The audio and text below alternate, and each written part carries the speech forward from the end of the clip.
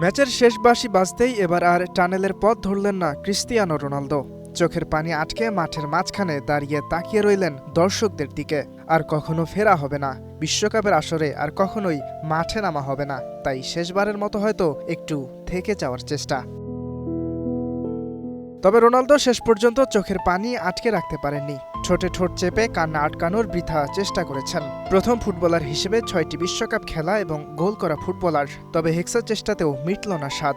অধরাই থেকে গেল সোনালি ট্রফিটা।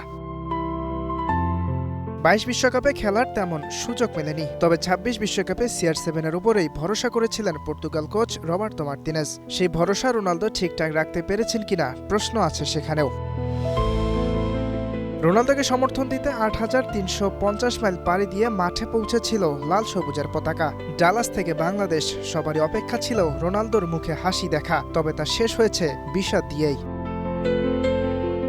একটা বিশ্বকাপ জেতা হলো না, তবে রোনালদোকে আইডল মেনে অনেকে বিশ্বকাপ জিতেছে। ভবিষ্যতেও হয়তো অনেকে বিশ্বকাপ উঁচিয়ে ধরে বলবে, আমার idol Cristiano Ronaldo. Yasir Arafat সবুজ, স্টার প্লে।